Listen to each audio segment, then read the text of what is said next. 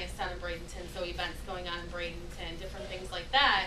And then I weed through those. So I probably give myself about 2 hours every morning or whenever I wake up. Because sometimes I'm still up in the morning and I wake up in the afternoon.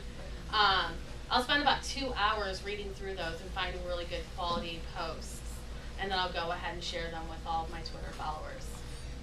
But it has to be related to... It can be whatever. If you like to make jewelry, it can be about jewelry. If you know, it doesn't have to be what your blog's about at all. I talk about the St. Louis Cardinals. I don't blog about the St. Louis Cardinals. I blog about social media, the internet, you know, small businesses using social media. I blog about my life. I've blogged about Michael Jackson dying. But I don't blog about the St. Louis Cardinals.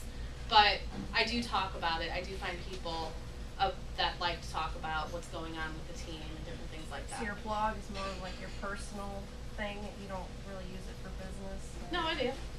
My blog, I'm trying to think of a few things that I blogged about this week. Yesterday was basically quit being the moron that steals images from stock photo and has the little stock photo watermark on there. That was good. I liked it. Because you don't want to look like a fool. Yeah. I've done, you know, stop advertising to people that don't care. I like that. So basically up until I turned 30, which was 20 days ago, because now I can keep track of exactly how many days into my 30s I am. Because that's my whole challenge, is to blog every day of my first year of being 30, or in my 30s. That's awesome. And, but yeah, I kind of went from being kind of business oriented to not really caring and really speaking my mind. So really stop advertising to people who don't care. Treat your social media as if it was a third date. That's a really big one. You're not going to spam somebody or constantly call them on a third date, so stop spamming me. So, but you're careful about what you blog about because you don't want to turn away potential customers. If I offend somebody, I offend somebody.